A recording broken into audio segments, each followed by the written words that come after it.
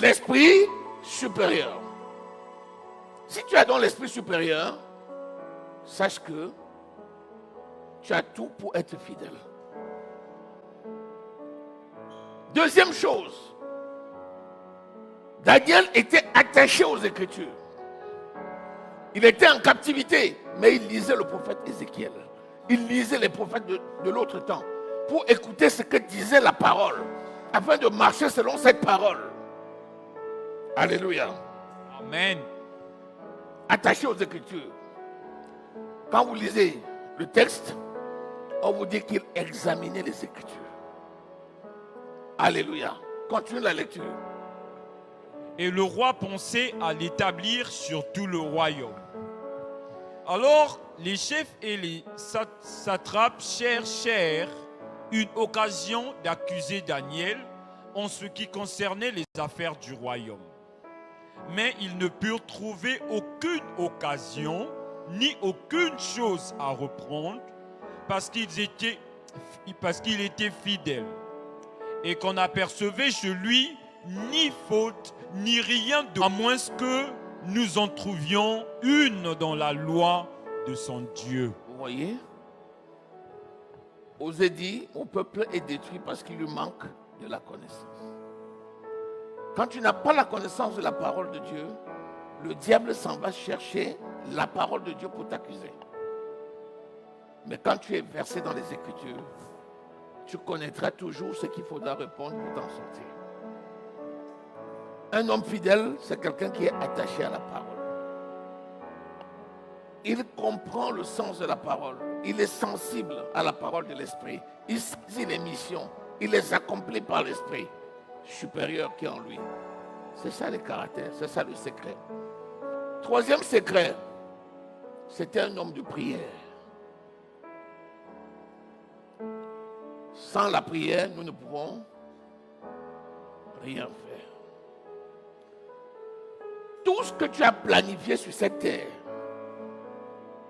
c'est par l'esprit que tu dois le faire. Mais la prière se nourrit de la parole.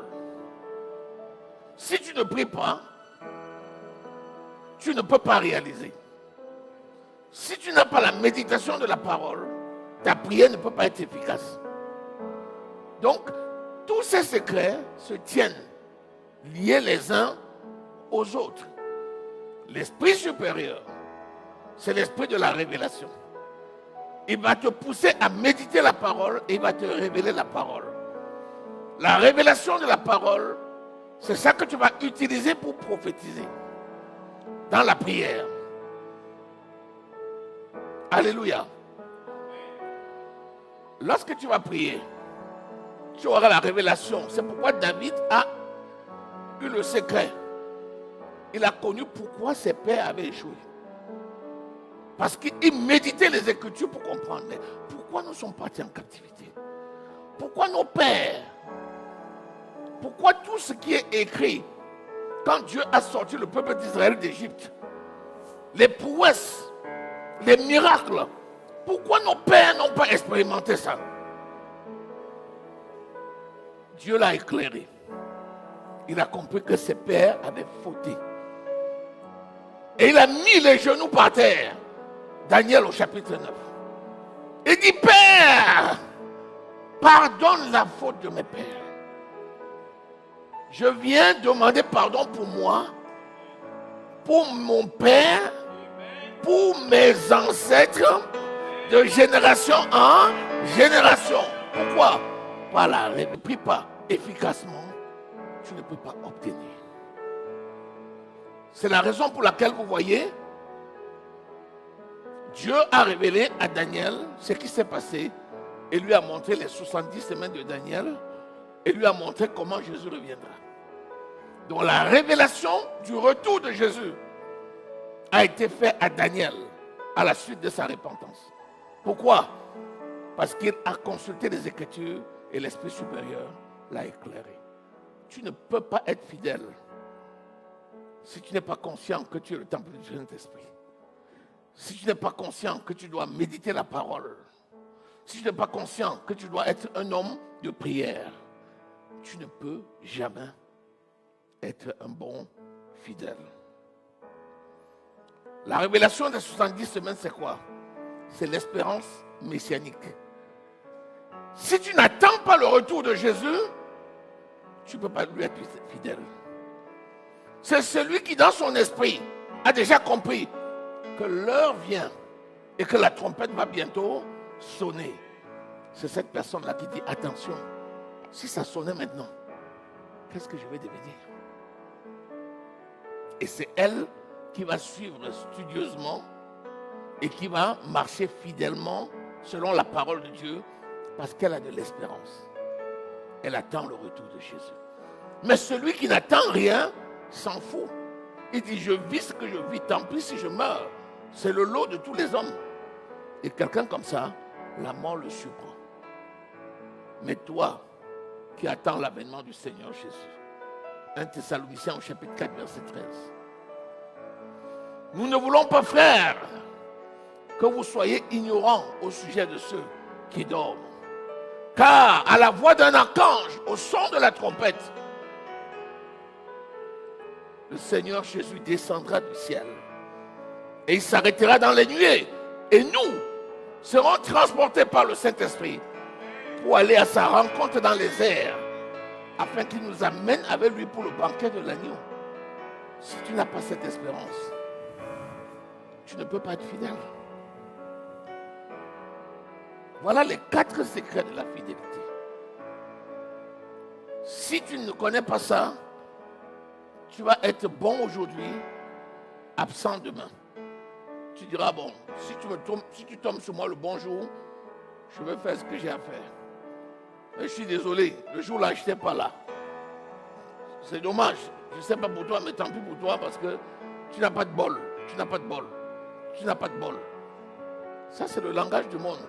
Quelqu'un qui est fidèle est toujours au bon moment, au bon endroit, à la bonne heure. Parce qu'il n'y a en lui aucune surprise, puisque l'Esprit supérieur le conduit. Alléluia. Est-ce que tu es là? Est-ce que tu reçois quelque chose ce matin? Je vais me résumer parce que je vais m'arrêter. Ils sont rares. Quand je cherche dans la Bible, je dis, mais qu'est-ce qui est si rare? On dit, les hommes fidèles sont rares. J'ai dit, ah bon? Donc il faut que je fasse tout pour être parmi les fidèles. Parce que c'est un bien rare. L'exclusivité. Vous savez ce que Jésus a fait? Il est venu, il a acheté tout le grand champ. Mais il a pris un peuple dans ce grand champ qu'il a mis à part. Il les a sortis de la masse. Il les a mis à part. Il les a sortis de la mêlée. On parle de rugby, hein? L'équipe de France est en train de jouer. Vous connaissez la mêlée? Il te sort de la mêlée. Il dit, dans la mêlée, on ne te voit pas. Je te mets à part pour qu'on te voie. C'est pour ça que nous sommes la lumière du monde.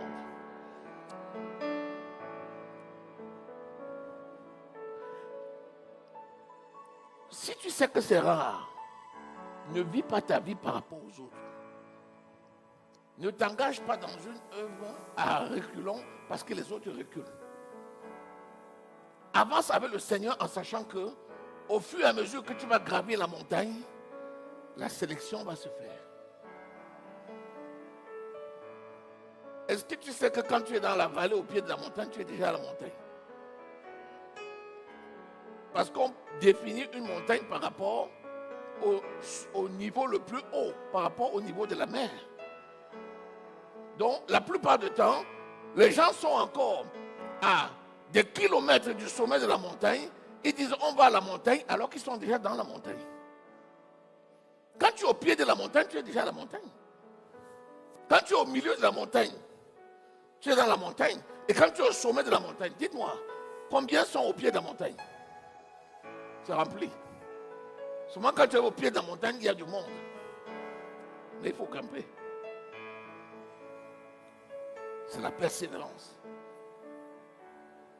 Ce n'est pas parce qu'il y a une masse au pied de la montagne que tu vas cesser de gravir. Ce n'est pas parce qu'il y a moins de gens au milieu de la montagne que tu vas cesser de monter. La plupart du temps, au sommet de la montagne, il y a une poignée. Sois de ceux qui cherchent à arriver au sommet de la montagne.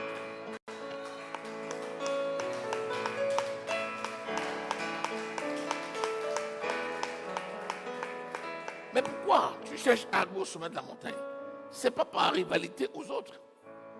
C'est parce que le Seigneur, lui, siège dans les lieux élevés. Et il a besoin de quelqu'un pour venir prendre des recommandations pour le répercuter aux autres. C'est la raison pour laquelle tu dois te rendre disponible pour aller jusqu'à lui, prendre les recommandations et les répercuter aux autres. Alléluia. Ce n'est pas la compétition. Ce n'est pas moi, je suis arrivé au sommet, tu es où? Tu es au milieu. Oh, tu ne vois rien. Ou bien, j'étais trouvé là-bas, non? Ça, j'étais trouvé au pied de la montagne. Hé, toi aussi. Qu'est-ce que tu fais là? Oh, c'est pas ça. C'est pas ça. Le Seigneur ne va jamais te juger par rapport à l'autre. Que tu sois arrivé le matin et le soir, tu es encore là, c'est ton problème. Mais chacun rendra compte pour lui-même, pas par rapport aux autres. Ton appel n'est pas l'appel d'un autre. Est-ce que tu sais qu'il y a des gens qui arrivent au pied de la montagne, mais le Seigneur ne leur a jamais dit d'arriver au sommet? Mais au pied là-bas, le Seigneur leur donne toutes leurs fonctions. Et s'ils assument bien, ils ont la couronne en or. Alléluia. Est-ce que nous sommes là? Dis, je suis fidèle. Parce que mon Dieu est fidèle. Je suis fidèle. Parce que je suis le temple du Saint-Esprit. Je suis fidèle. Parce que je suis attaché aux Écritures. Je suis fidèle. Parce que je suis une personne de prière. Je suis fidèle. Je suis fidèle. Je suis fidèle. Parce que je demeure dans la présence de mon Dieu. Acclame le roi des rois.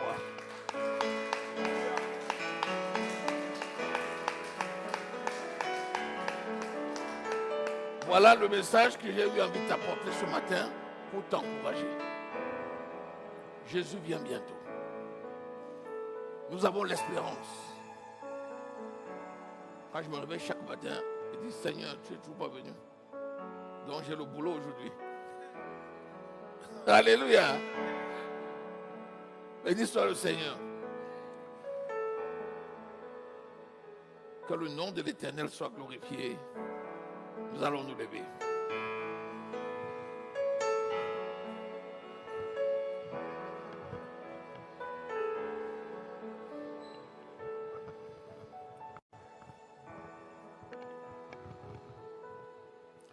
Dis, Seigneur mon Dieu, viens au secours de mon incrédulité et pardonne-moi mes manquements et mes péchés. Seigneur mon Dieu, je reconnais que tu es mon Dieu et que je suis le temple du Saint-Esprit. Je reconnais que je peux tout par le Saint-Esprit qui vit en moi. C'est pourquoi, pardonne-moi mes manquements, pardonne-moi mes égarements, pardonne-moi mes errements. Au nom de Jésus-Christ.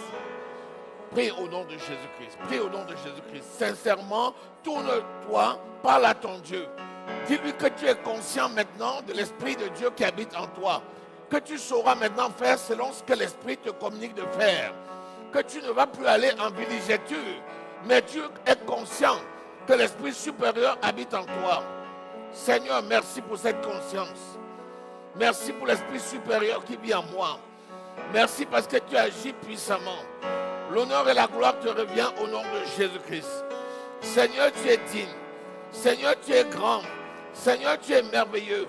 Seigneur, tu es glorieux. Mon âme te loue et te bénit, t'exalte et te magnifie. Tu réalises des choses extraordinaires. Que ton nom soit glorifié, exalté et magnifié. Seigneur mon Dieu, tu es digne. Merci pour ta confiance qui est manifeste dans ma vie. Merci pour tes œuvres, Seigneur. Merci pour ton amour. Merci pour ta fidélité. Seigneur mon Dieu, tu es si bon pour moi. Alléluia, parce que je m'attache à toi. Parce que l'Esprit du Seigneur me conduit. L'Esprit de force, l'Esprit de sagesse, l'Esprit de révélation, l'Esprit de conseil, l'Esprit de crainte de l'Éternel. Au nom de Jésus. Au nom précieux du Seigneur Jésus que nous avons prié. Dis Seigneur mon Dieu, je me répands parce que je ne me suis pas attaché aux Écritures comme je devrais le faire.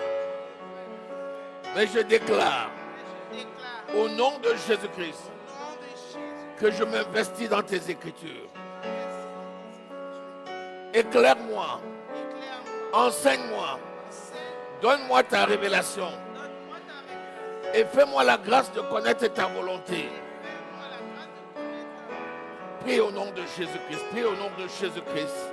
Seigneur mon Dieu, tu es le Dieu qui pardonne mon manque d'investissement dans ce qui concerne la méditation de ta parole. Seigneur mon Dieu, je m'engage à marcher selon ton esprit pour méditer ta parole. Merci pour la révélation, Seigneur, de ta parole dans ma vie. Merci pour tes bienfaits, ton amour, ta bonté. Seigneur mon Dieu, tu me révèles les choses cachées. Tu me donnes les codes, Seigneur, du royaume des cieux. Tu me révèles les clés qui permettent, Seigneur, d'ouvrir les portes. Merci pour cette révélation que tu manifestes dans ma vie. Au nom précieux du Seigneur Jésus. Amen. Au nom précieux du Seigneur Jésus que nous avons prié. Dis pardonne-moi mon Dieu. Parce que je n'ai pas une vie de prière. Mais je m'engage par ta grâce et par la force de ton esprit à prier selon la révélation que tu me donnes de ta parole afin de converser avec toi, communiquer avec toi et demeurer fidèle. Prie au nom de Jésus-Christ. Oh Seigneur mon Dieu, pardonne mon errement. Pardonne-moi mon absence d'implication dans la prière. Pardonne, Seigneur, ces manquements. Et par ton sang précieux, nettoie-moi, Seigneur. Merci parce que je ranime ma vie de prière au nom de Jésus. Par le Saint-Esprit, j'apprends à prier. Je prie et je déclare mes bénédictions. Je communique avec le Saint-Esprit. Je vais d'un niveau de gloire à un autre niveau de gloire. Au nom de Jésus-Christ. Au nom de Jésus-Christ. Au nom précieux du Seigneur Jésus que nous avons prié. Dis pardonne-moi Seigneur d'oublier la révélation du retour de Jésus. Jésus vient bientôt. Et je me dois de travailler à mon salut. Pardonne-moi, Seigneur, ces égarements. Je m'engage à garder le regard fixé sur Jésus, avec l'espérance qu'il vienne me chercher, afin que je demeure avec lui tous les jours de ma vie. Prie au nom de Jésus-Christ. Prie au nom de Jésus-Christ. Oui, Seigneur mon Dieu, j'ai perdu de vue la nécessité de fixer à toi au quotidien. Seigneur mon Dieu, pardonne-moi. Pardonne-moi. Je m'engage à garder le regard fixé sur Jésus. Parce que je suis dans l'attente de son retour. Afin qu'il me trouve prêt. Que je sois enlevé. Et que je vive avec lui dans sa gloire. Seigneur, tu es digne, tu es grand. Tu es merveilleux et tu es glorieux. Merci pour l'accomplissement de ta parole. Mon âme te loue et te bénit. Mon âme t'exalte et te magnifie. Au nom précieux du Seigneur Jésus-Christ. Amen.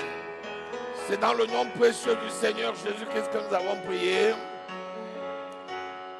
Dis, oh Seigneur mon Dieu, malgré les épreuves auxquelles je suis confronté. Tu es ma bannière. Tu es mon réconfort. Les épreuves ne m'éloigneront jamais de toi. Parce que tu me donnes toujours le moyen de m'en sortir. Maintenant, je déclare qu'avec toi, je suis plus que vainqueur. Prie au nom de Jésus-Christ. Prie au nom de Jésus-Christ. Shekebramos kantamanda liba zamo. Yekebramanda liba santa karama. Seigneur mon Dieu, les épreuves de la vie qui arrivent à moi, c'est toi qui me rends vainqueur. Merci pour cette victoire absolue. Dans le nom de Jésus-Christ.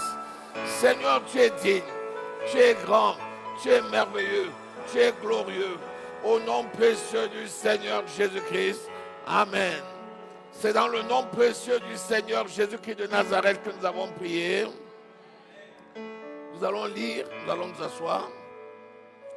Et nous allons pour finir lire toujours ça, lire les versets 18 à 20. Vous allez voir que il n'y a pas d'engagement et de fidélité sans épreuve. Il n'y a pas d'engagement et de fidélité sans épreuve. Donc quand je te dis d'être fidèle, je ne dis pas que les épreuves ne vont pas venir. Il faut que les épreuves viennent. Parce que c'est les épreuves qui valident ton succès. Alléluia. Lorsque tu es engagé et fidèle, le diable va te poursuivre. Mais il sait qu'il est déjà vaincu. Lisons ce qui est arrivé à Daniel. 18 à 20.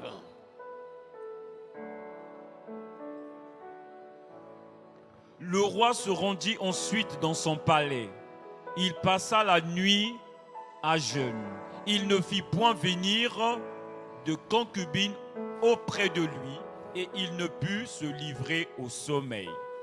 Le roi se leva au point du jour avec l'aurore et il alla précipitamment à la fosse aux lions.